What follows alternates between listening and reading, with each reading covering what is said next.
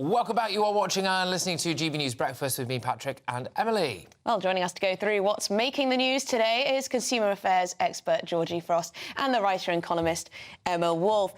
All right, well, the post office is back on the front pages, isn't it, Emma? Post office boss said he would quit unless he got £1 million. What's this? No, he says he didn't try to resign. He's been talking to the Select Committee. This is the grubby Horizon scandal story, which just gets more and more grubby. Nick Reed, the chief executive of the Post Office, saying, no, I didn't try to resign, but I did threaten to resign if I wasn't paid over £1 million in pay and perks and bonuses. How much was he getting paid? Retention, he was on nearly 600,000, which was not quite enough. And, yeah, I mean, look, it's clear there was plenty of money for the big guys and not very much money at all for the little guys.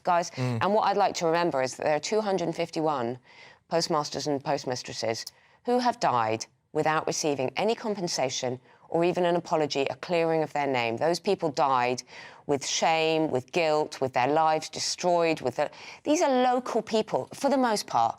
Postmasters and postmistresses are local. These are small, you know, family-run businesses in towns and villages. This isn't the big stuff. And I just think everybody in this, it looks more and more guilty. Even Henry Staunton, who I last week thought was, you know, becoming a bit of a hero, and he and Kemi Badenoch were whipping strips off each other. That was quite exciting, wasn't it? Even Henry Staunton has apparently been lobbying for this guy, bothering everybody for this guy, Nick Reed, to get his £1 million. Shameful, isn't it? Shameful. It is. Can I just move it on, Georgie, and just talk a little bit about tax cuts or lose the grey vote? So what's being said here? Yeah, look, this is about, I mean, obviously the Tories' main demographic of voters, I imagine, a slightly older one would suggest. The cuts that we got to national insurance, of course, won't affect those over 65 who don't pay national insurance. So they're calling for a tax-to-income tax because you do, which a lot of people don't think about, is you actually do pay income tax on your pension. Yeah. And, of course, as we keep having this triple lock, we do keep getting bumper pay rises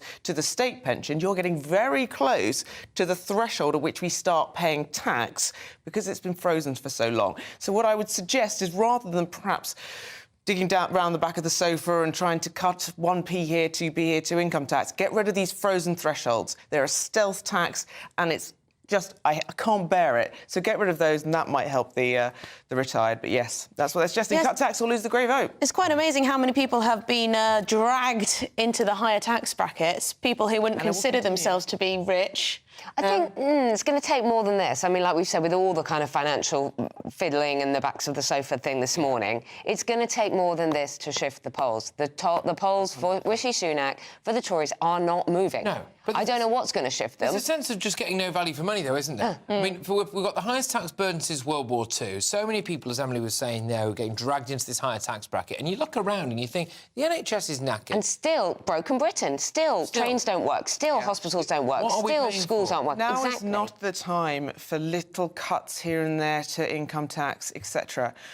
The Conservatives not only have to think about whether they're going to win election, think about trying to bring the tax burden down, their reputation as economically responsible, which has slightly been trashed, I think, over the last particularly few years.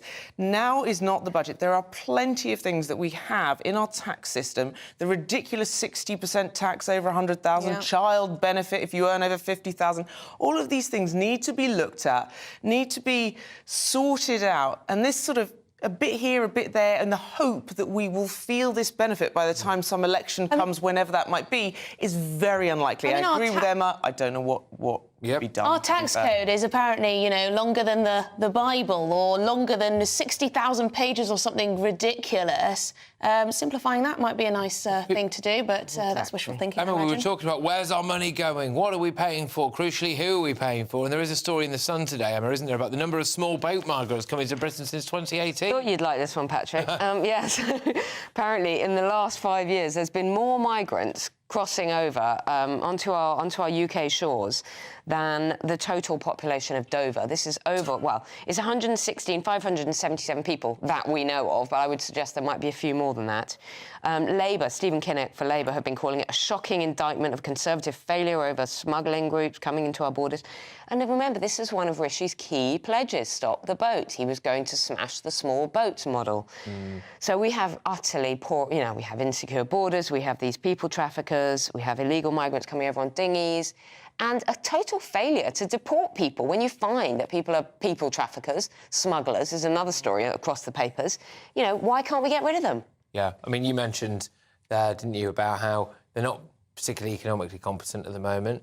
The tax burden's very high, and don't seem to be particularly good about the borders either. Security is supposed to be the other one, of course. Look, I just wish the narrative around this would change. The people smugglers that are involved in this are criminals, are terrible, terrible, exploitative criminals who are happy to take money and risk people's lives to go across the channel. Can we please focus on that rather than this, like, oh, people coming to this country attitude?